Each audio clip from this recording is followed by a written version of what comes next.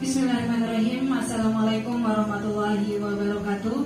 Waalaikumsalam warahmatullahi wabarakatuh. Selamat siang dan semangat pagi Bapak Ibu. Walaupun cuaca lumayan panas dan sudah siang, tapi seperti biasa tetap semangat pagi ini. Baik. Assalatu wassalamu ala asrofil anbiya'i wal mursalin wa ala alihi wa sahbihi ajma'in, amma ba'du. Rabbi shrah li sadri wa yassir li amri wahlul 'uqdatam min lisani yafqahu qawli. Yang sama-sama kita hormati Ibu Kepala Sekolah, Bapak dan Ibu Guru yang saya hormati pula. Pertama-tama tidak lupa dan tak henti-hentinya kita panjatkan segala puji syukur kita kehadirat Allah Subhanahu wa taala, Tuhan yang Maha Esa, karena berkat limpahan rahmat dan ridho-Nya lah kita dapat berkumpul dan Bapak Ibu juga dapat duduk dengan manis ya, walaupun cuaca sedikit panas ya, tapi tetap semangat luar biasa. Dan kedua kalinya tak lupa kita aturkan salawat serta salam kepada junjungan alam kita Nabi besar Muhammad Sallallahu Alaihi Wasallam dengan bersama-sama mengucapkan Allahumma sholli ala Sayyidina Muhammad wa ala ali Sayyidina Muhammad. Semoga kita yang bersalawat mendapatkan syafaat beliau di yaumul akhir nanti. Amin amin ya robbal alamin. Baik Bapak Ibu, sebelumnya terima kasih atas kesempatan dan waktu yang telah Bapak Ibu Guru berikan, telah Bapak Ibu Guru luangkan untuk saya menyampaikan aksi nyata modul 1.4 budaya positif, menyebarkan pemahaman dan pengalaman penerapan budaya positif. Karena ini merupakan salah satu tugas saya sebagai calon guru penggerak Angkatan 6 Kabupaten Lombok Barat.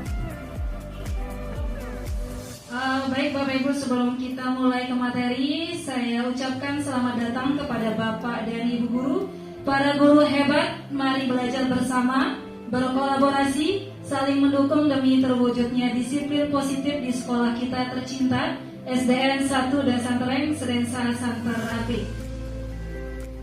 Ya, dan ini dia Bapak Ibu, ada konsep utama, ada materi yang akan kita pelajari, yaitu konsep utama modul budaya positif.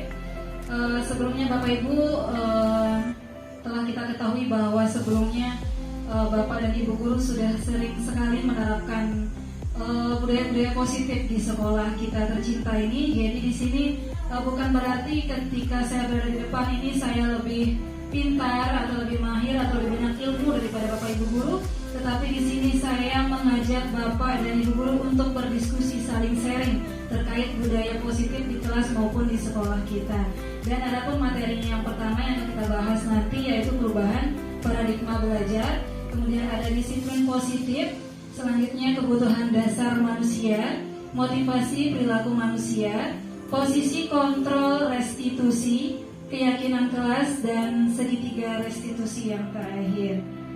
Next ya, dan ini dia materi yang pertama, ada pembelajaran dengan paradigma baru, yaitu pembelajaran yang dirancang berdasarkan prinsip pembelajaran yang terdiferensiasi sehingga setiap siswa belajar sesuai dengan kebutuhan dari tahap perkembangannya untuk mewujudkan profil pelajar Pancasila.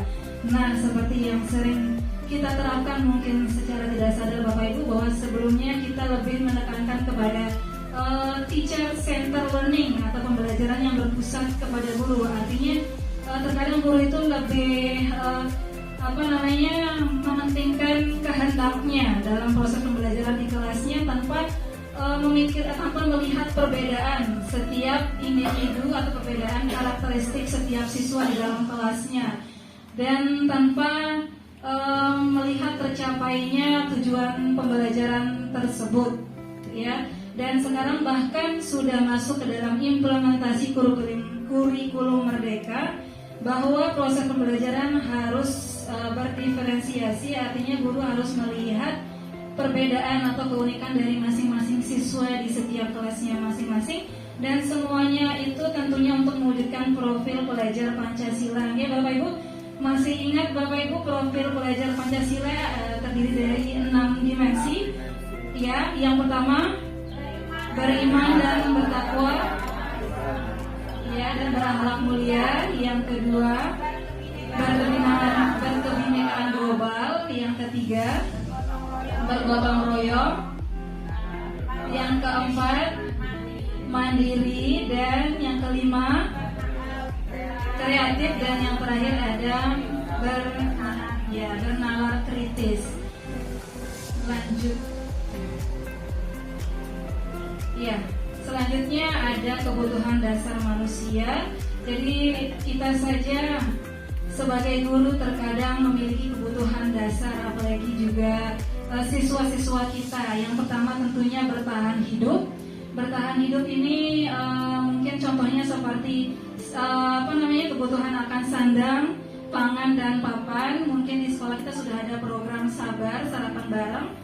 Kemudian ada kantin dan juga ada koperasi sekolah seperti itu.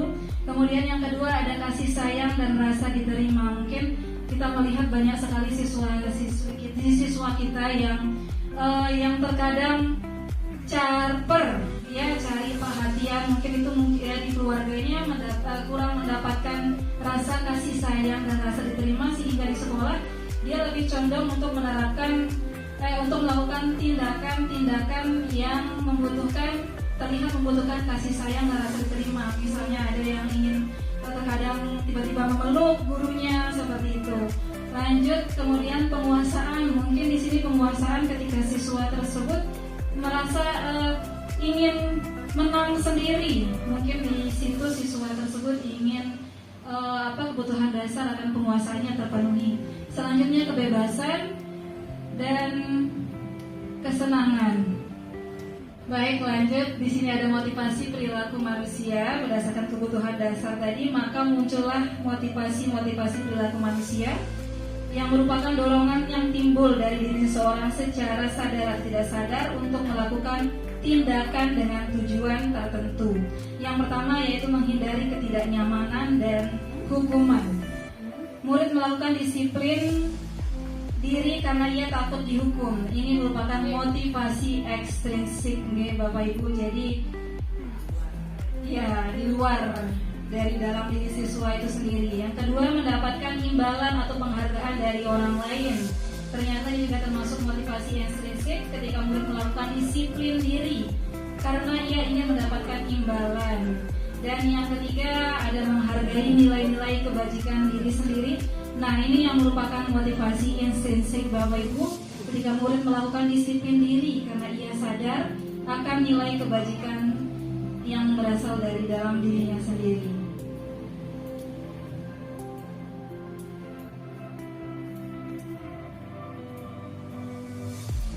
Kemudian ada konsep disiplin dengan identitas gagal. Nah, ini kok disiplin bisa gagal nih Bapak Ibu?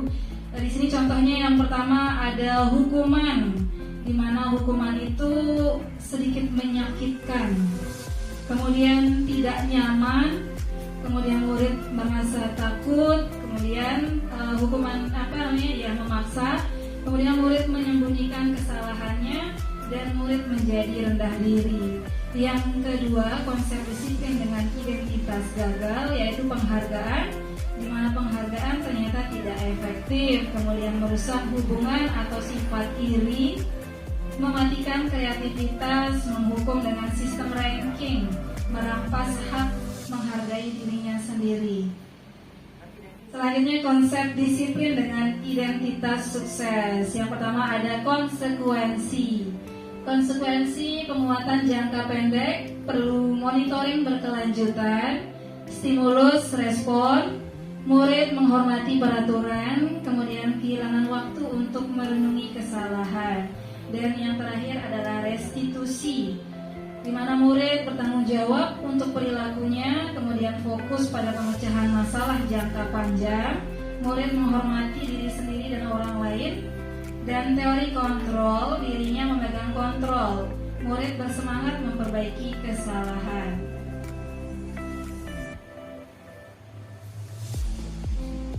Ya, di sini ada konsep disiplin, di mana pendekatan disiplin sebuah cara menanamkan disiplin positif pada murid.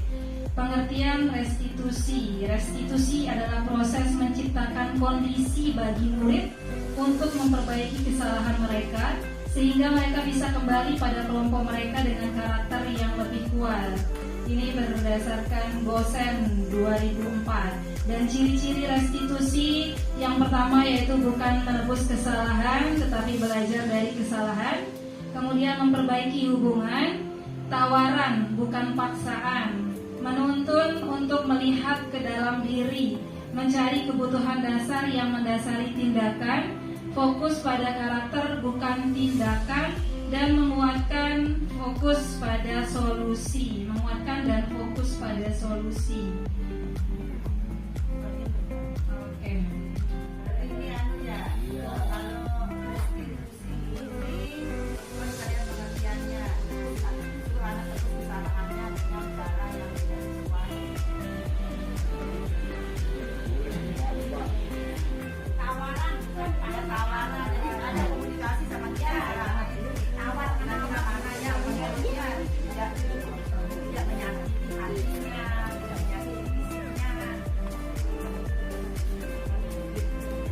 Pilih pasti Indonesia berdiri, berkeliling, berlari. Tawaran kan? Nah ini ya contoh perbedaan. Contoh kasus siswa yang sering tidak mengerjakan PR, misalnya hukuman. Guru menghukum siswa tersebut hormat bendera, misalnya selama 10 menit, itu hukuman. Guru marah dan siswa menjadi takut, ya kurang ketikan. Kemudian konsekuensi, kalau konsekuensi guru memberikan konsekuensi untuk mengerjakan PR-nya saat jam istirahat atau dikerjakan sebanyak 3 kali misalnya. Guru tegas dan siswa menghormati peraturan. Dan restitusi, guru menanyakan keyakinan kelas atau dirinya dan membantu siswa menyelesaikan masalahnya. Guru terbuka dan siswa menghormati dirinya dan orang lain. Kalau minta keterangan bagaimana maksudnya? Ini berarti ini ada restitusi ya. Restitusi ini apakah ini tertera dia di keyakinan kelas? Apakah kesepakatan kelas ada yang mengatakan kalau tidak mengerjakan PR maka akan keyakinan?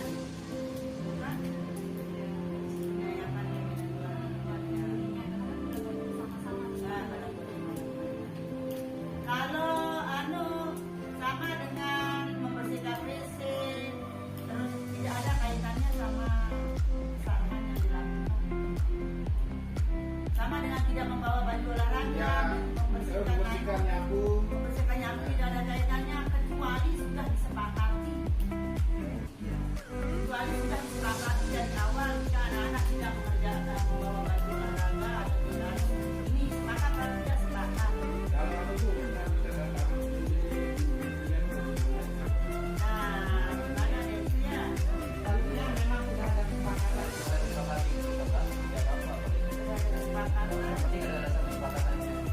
Ada kesepakatan itu bagus juga. Kesepakatan nggak tahu dulu.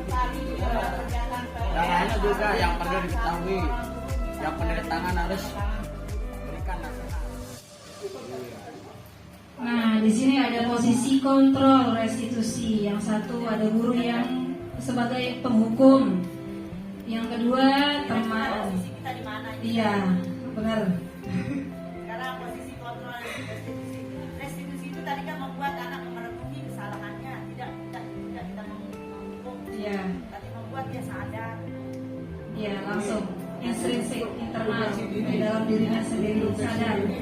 Iya sadar bahwa ya budaya melakukan budaya positif itu untuk dirinya sendiri, bukan untuk orang lain atau untuk menyenangkan gurunya atau karena dihukum atau apa yang lain. Lima posisi ini kira-kira Iya. dia berada di posisi yang mana?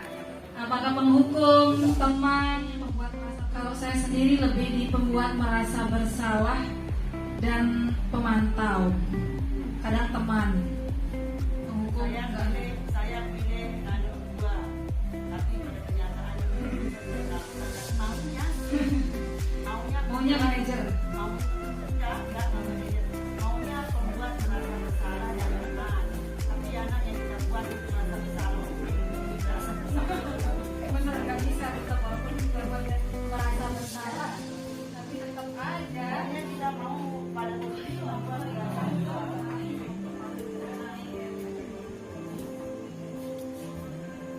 Nah, ini dia contoh penerapan 5 posisi kontrol dari kasus siswa yang tidak mengerjakan PR. Yang pertama, penghukum. Patuhi aturan. Berdiri ke depan. Ya, depan kelas sampai jam pulang.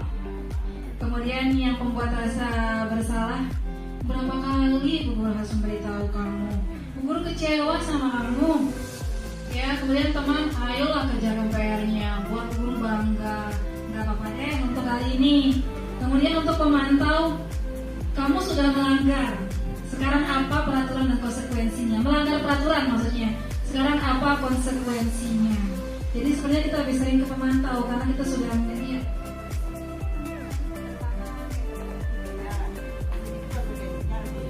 Iya, keliling tanda tangan, kemudian misalkan WC, misalkan WC termasuk menghukum atau pemantau? Iya, dua-duanya. Karena siapa tahu itu sudah menjadi konsekuensi dari peraturan kesepakatan kelasnya. Dan selanjutnya yang terakhir ada manajer, ayolah kamu tahu kesalahanmu. Sekarang kira-kira apa yang akan kamu lakukan untuk memperbaiki kesalahanmu? Iya, posisi manajer. Jadi lebih apa tadi? Saya pengen ke manajer itu. Iya, saya juga pengen menerapkan manajer. Guru sebagai manajer. Biar dapat langsung hukum.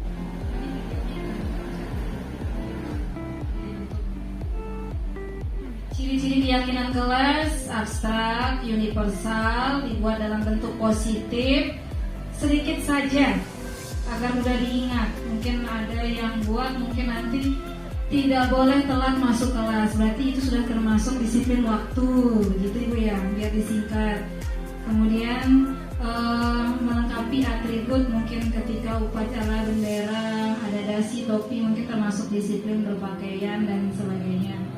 Kemudian sesuai dengan kondisi kelas dan sekolah, melibatkan semua warga kelas dan sekolah. Kesepakatan kelas berarti dengan murid. Nah, ini dia segitiga restitusi. Yang pertama, menstabilkan identitas, di mana kita semua akan melakukan hal terbaik yang bisa kita lakukan. Kemudian validasi tindakan yang salah. Semua perilaku memiliki alasan. Dan terakhir, menanyakan keyakinan bahwa kita semua memiliki motivasi internal. Keyakinan atau kesepakatan yang sudah dibuat. Contoh kasus, misalnya Naya adalah salah satu murid di kelas 4B. Karena datang terlambat, Naya tidak melaksanakan piket kelasnya. Ternyata Naya datang terlambat karena keasikan menonton televisi hingga larut malam. Naya, tahu tidak kenapa Ibu panggil Naya ke sini? Jadi seperti yang tadi Ibu katakan berdua nih, ya 4 mata. Tahu Bu, saya datang terlambat. Menurut Naya, datang terlambat itu sebuah kesalahan bukan? Iya Bu, datang terlambat itu sebuah kesalahan. Naya tahu nggak? Dulu juga Ibu pernah melakukan kesalahan persis seperti apa yang Naya lakukan. Dan bukan kita saja yang pernah melakukannya. Jadi sekarang kita akan mencoba menyelesaikan masalah ini bersama. Bagaimana? Iya Bu, kalau begitu Naya pasti punya alasan dong kenapa datang terlambat. Tadi malam saya keasikan nonton televisi hingga larut malam Bu. Oh gitu, emang Bunda gak marah? Tidak Bu. Baiklah, memang menonton televisi itu sangat asik dan menyenangkan. Tetapi kalau nontonnya sampai larut malam, apalagi begadang nih, itu bisa merugikan Naya. Apalagi Naya masih ingat keyakinan kelas yang sudah kita buat di awal semester. Iya Bu, masih ingat. Coba sebutkan peduli terhadap kelas dan sekolah. Nah, tuh kan Naya tahu apa keyakinan kelas itu harus dilaksanakan. Iya Bu, apa yang akan Naya lakukan untuk melaksanakan keyakinan kelas itu dengan baik?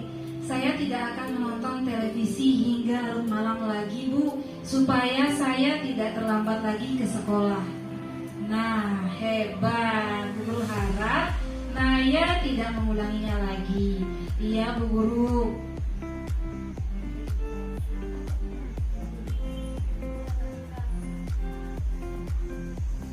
Baik, ya ternyata sudah selesai. diskusi kita pada siang hari yang lumayan panas ini, tapi sudah biasa kita menghadapi. Semoga sesi belajar kita hari ini dapat bermanfaat bagi kita guna mewujudkan pelajar berprofil Pancasila. Baik, terima kasih.